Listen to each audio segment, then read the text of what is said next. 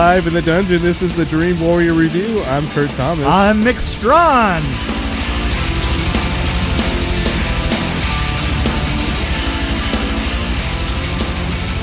Okay, Serenity.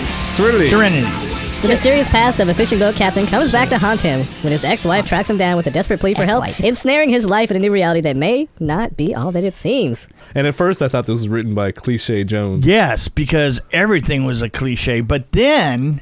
something happened. But then something happens about two-thirds of the way through the film, and this the third act. Yeah, it was in the third act, and all of a sudden you're like...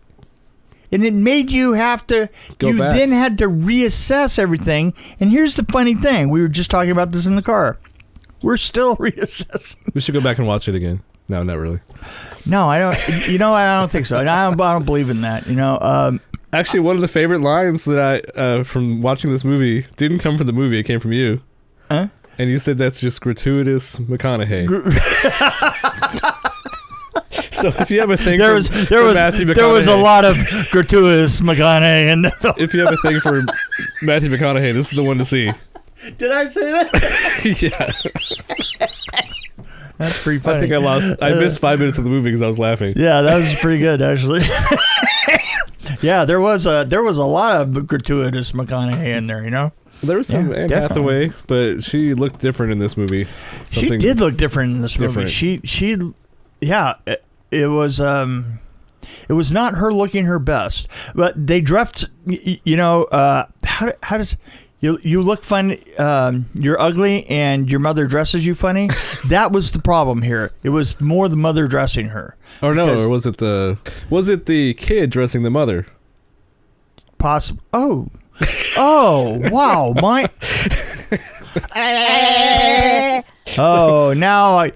Now I'm... This is a hard one to do. You see, that's the problem, is everything that you start into on this one kind of...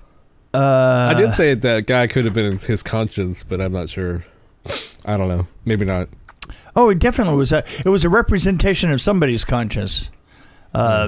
This can be confusing for people. So basically, this is going to be confusing. If you think it was confusing for you listeners out there, let me tell you what it's like for the two of us. We're confused as hell. Yeah, don't walk out halfway through the movie though. That's my only advice. Yeah, because it might be worth seeing. I don't know. Yeah, we just haven't figured it out yet. I'm not sure what I'd rate this. Right now, it's a question mark. Three question marks. I would give it. You know, on our scale, which is between 1 and 5, I would give it a C. I'd give it I think I'd just give it a shrug, like a shoulder shrug. Squid. I don't know. Squid. I don't know. I have absolutely no idea. I mean, I don't know what was going on, to tell you the truth. But the weird thing is now here's the interesting thing, though, and here's the really interesting thing. The most interesting thing is that the other film that we're supposed to be seeing has got a lot in common with this film. Yeah. And that was not intentional. You mean the one next week, the Jacob's Ladder? Yeah, Jacob's Ladder. Yeah. Yeah, there was a lot of parallels to be made between the two films. I was also thinking of Jim Carrey, Truman Show. I don't know if it has more in common with that than it does a murder mystery, that's for sure. My first thought of this movie was, at least 2/3 in, was Matthew McConaughey doesn't have enough charisma to carry this whole film. And then something happened, and then I was like, okay, now it's suddenly interesting? What's going on here? Yeah, well, the thing is you had to admit that you were thinking, like I was thinking, that everything was a little subpar. Yeah. And then there was a twist. Then you learned it might be intentionally subpar. And it could be intentionally subpar. Yes.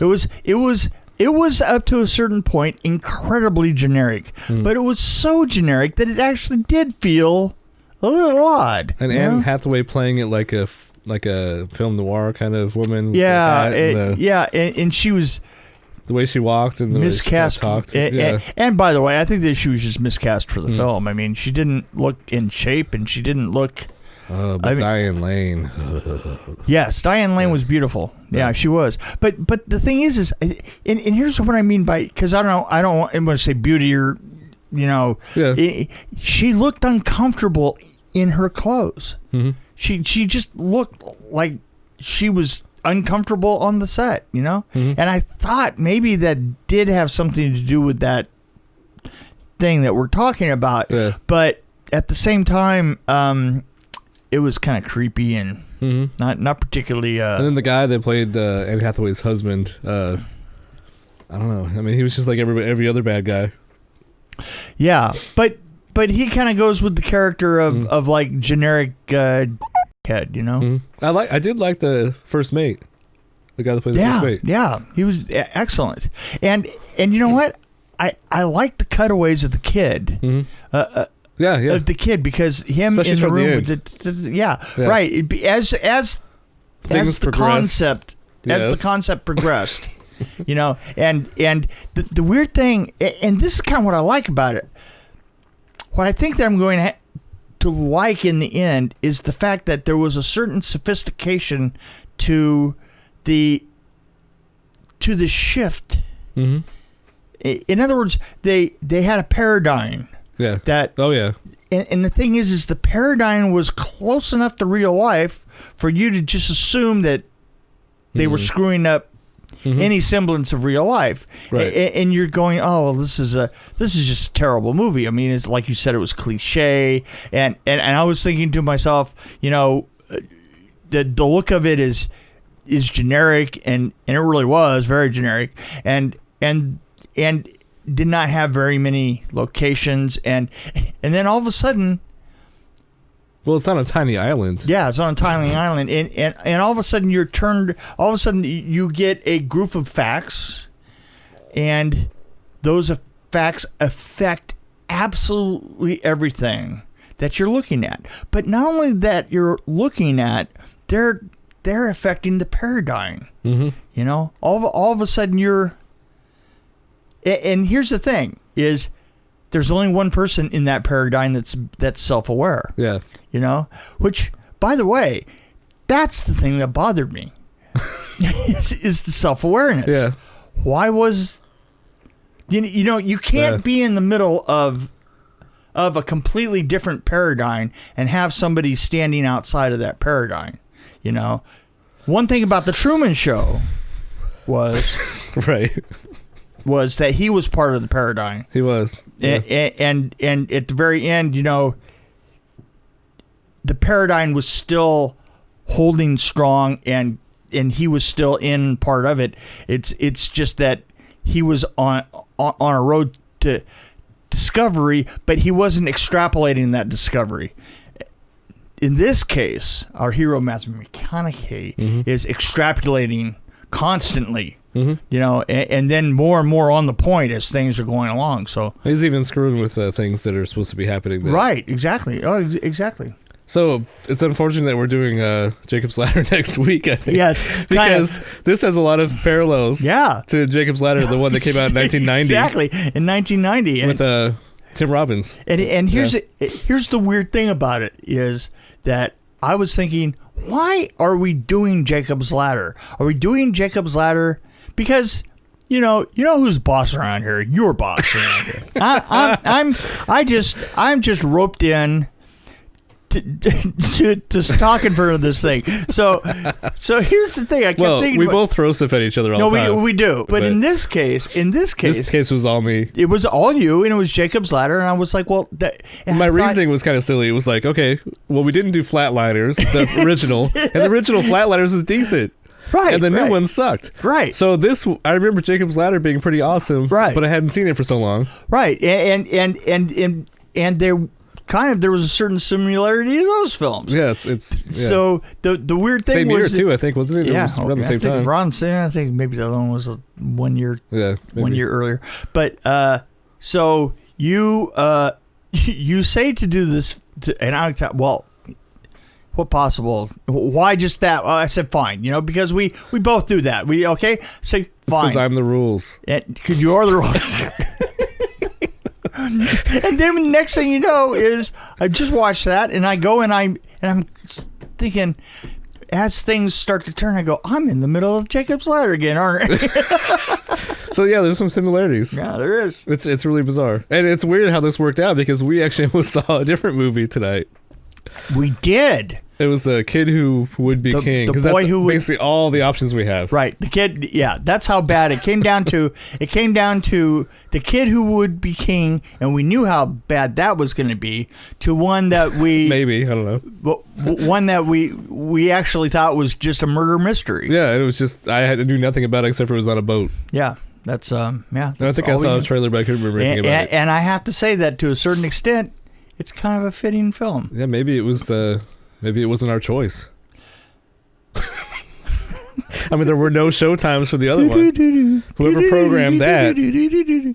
Yeah, right. Programmed Serenity to be exactly. There. Exactly. It just... I'm trying to hint at things, but it's probably too obvious. Yeah, anyway. Probably.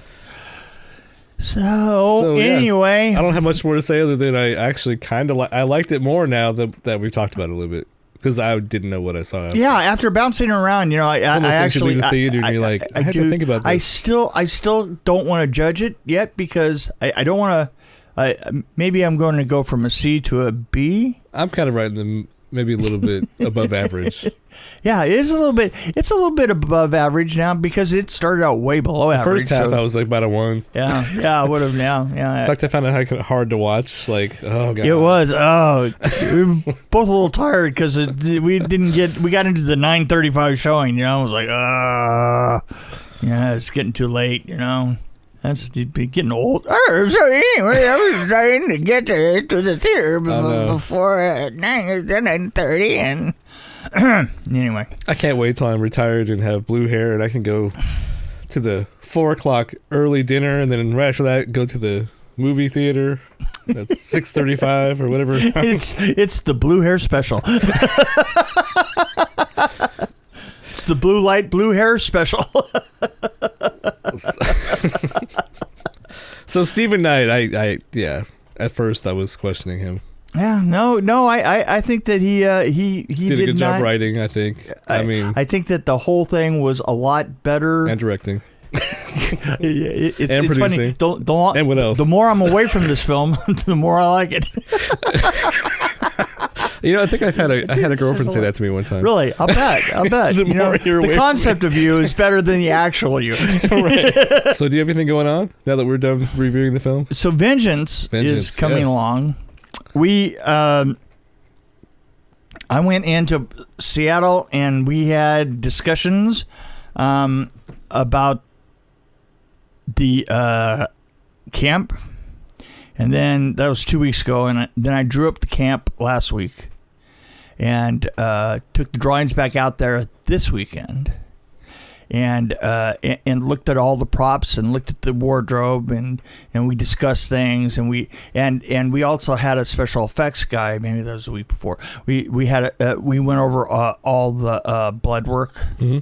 And some of the effects and some of the really truly interesting homages that we're doing to different films and stuff is really going to be some interesting stuff. This is really actually going to be a pretty good film. Mm-hmm. I mean, it's going to be a really good one. Yeah. Because you know what? I'm just approaching it like I would any, third or fourth version in a series. Mm-hmm. I'm not approaching it at all like a fan film. I don't believe in that. The budget's a little smaller though, a little tighter, right? The budget's tighter, but you know what? The thing is between the fact that there are a lot of people that are working for free, there are no labor costs are like zip. Yeah. The technology is better, and the technology is super cheap these days, and we can shoot without worrying about film. We've got. We did have enough money to do some, to rent the right lenses, and so we've made decisions that have right down the line been, are going to make it a regular film. So Lord help us, we're going to get out there and we're going to put this sucker together. We're going to do the thing. We're going to eat the egg. We're going to eat the whole egg. Just hope you have enough blood. Yeah, but I have a construction crew at my beck and call right now. Nice. And they're going out there, and they're starting the camp on Friday. Oh, nice. I just saw the layout of all the piers. For all the concrete piers are laid out for the buildings and stuff. It's really funny. Are you going to be documenting that, like the setup and everything?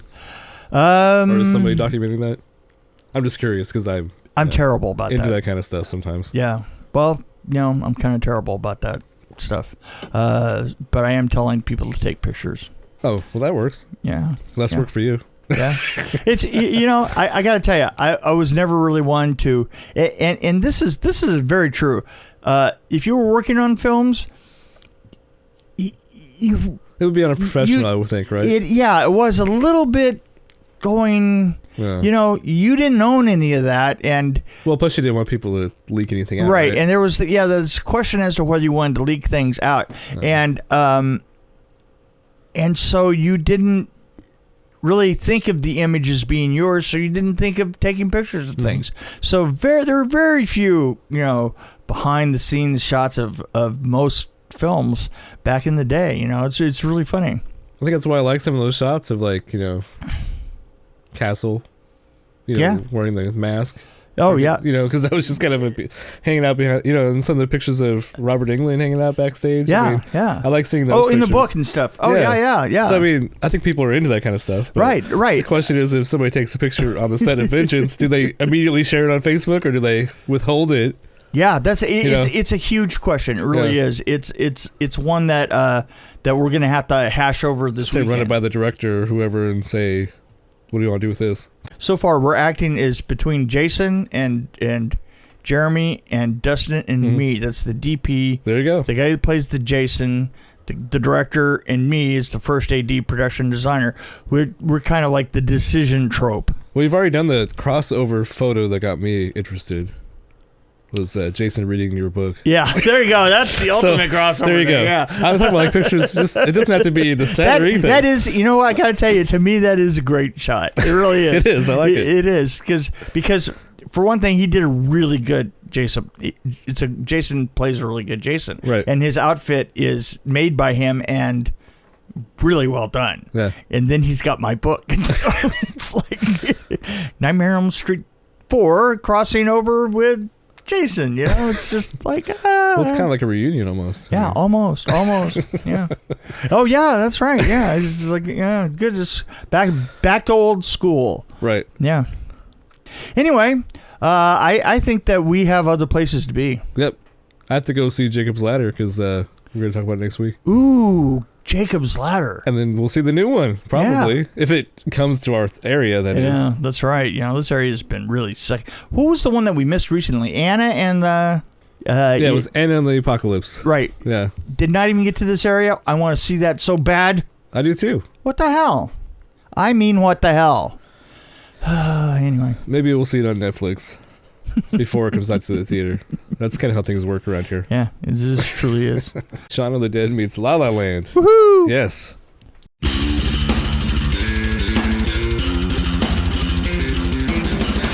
Thanks for joining us on the Dream Warrior Review podcast. Don't forget to tell your friends about us, follow us, and, of course, like us. We can be found on Podbean, which is an amazing app, YouTube, Stitcher, Alexa on any pod, iTunes, Google Play. We're on Twitter as well, at DW Review, and, of course, Facebook. You can find us there. You can also email us at dreamwarriorreview@gmail.com.